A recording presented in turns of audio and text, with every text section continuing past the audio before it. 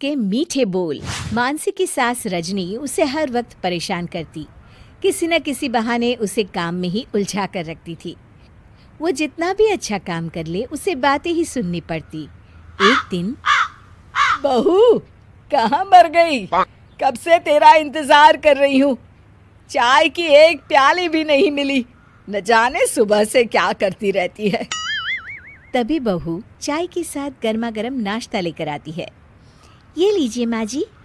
हे भगवान, ये तो चाहती है कि मैं मर जाऊं, तभी तो ये भारी सा नाश्ता सुबह सुबह ले आई।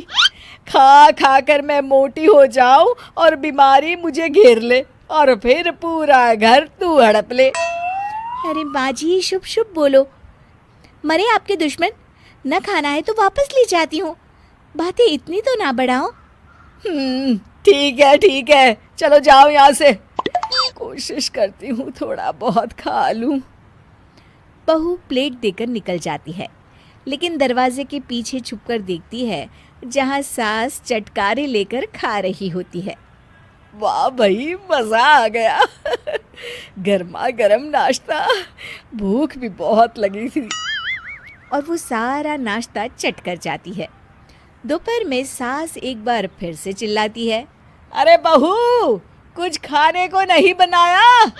क्या चाहती है तू कि मैं भूखी ही मर जाऊं? अरे कहाँ मर गई तू?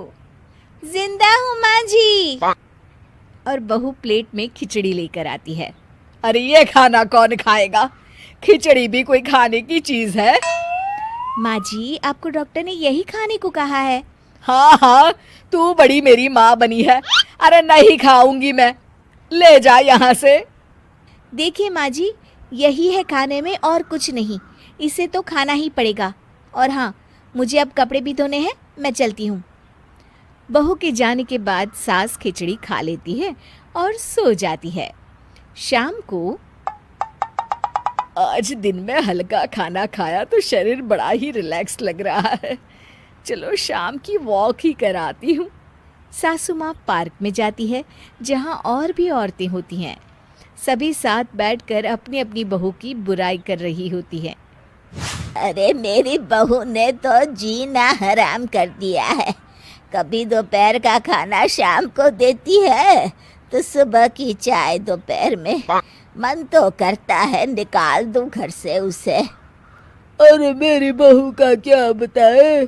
करमजली को पता है कि डॉक्टर ने मुझे चीनी और नमक कम खाने को कहा है, लेकिन जानबूझकर ऐसा खाना बनाती है कि मैं खा ही ना पाऊं। अरे मेरी बहू के तो क्या कहने, हर बात का जवाब, हर बात में लड़ाई। एक घर में रहती है लेकिन लगता है कि कोई दूसरे घर में रह रही हूँ। अपना ही घर काटने को दौड़ता है। शांत बैठी रजनी सब सुन रही होती है। तभी एक बुढ़िया उसे कहती है, अरे क्या हुआ रजनी बहन, सब ठीक तो है? रजनी कुछ नहीं कहती और वहां से चली जाती है। रजनी घर आती है कि तभी मानसी हाथ में छाछ का ग्लास लेकर आती है। कहाँ गई थी माँ जी आप? कितनी देर लगा दी। मोबाइल साथ ले जाया करिए अगर कहीं जाए तो। सबको चिंता हो रही थी। हाँ, ये लीजिए, छाछ पी लीजिए, पेट ठंडा रहेगा। रजनी कुछ सोचती है, फिर जोर से चिल्लाती है, हाँ, तू तो यही कहना चाहती है ना कि मेरा भेजा गरम रहता है। अरे तू ही पी ले ये छाछ। इतना बोलते हुए सास पूरी छाछ पी जाती है। एक दिन रजनी की बहू रोते हुए घर आती है। अरे क्या हुआ? तभी घर की घंटी बजती है। पड़ोस की एक औरत घर में आती है और रजनी से कहती है, अरे रजनी बहन, अब मैं समझ सकती हूँ कि तुम हमेशा अपनी बहू को क्यों खरी खोटी सुनाती हो। बहुत ही गंवार बहू है तुम्हारी। तुम तो अपने बेटे की दूसरी शादी करवा दो। देखो तो जरा कैसे मेरे ऊपर सारा पानी गिरा दिया। माँ जी, मैं तो बस बालकनी में कपड़े सुखाने गई थी, ध्यान नहीं दिया कि नीचे चाची खड़ी है। हाँ, तू क्यों ध्यान देगी? ध्यान देती ना तो रोज रोज सास की गालियां ना खा रही होती। तभी मानसी की सास मानसी की तरफ देखकर उसे डांटती है। अरे बेवकूफ, कोई काम ठीक से नहीं कर सकती है। सिर्फ पानी डालने की क्या जरूरत थी? ऐसी औरतों पर तो बाल्टी मारना चाहिए था। मानसी सास की बात सुनकर हैरान हो जाती है। तभी सास पड़ोसन से कहती है, वो मेरी बहू है, मैं उसे डांट लगाऊं या गालियां, तुझे क्या मतलब?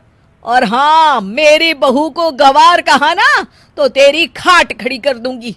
चल निकल यहाँ से और दोबारा लौट कर मत आना, वरना डंडे से मारूंगी।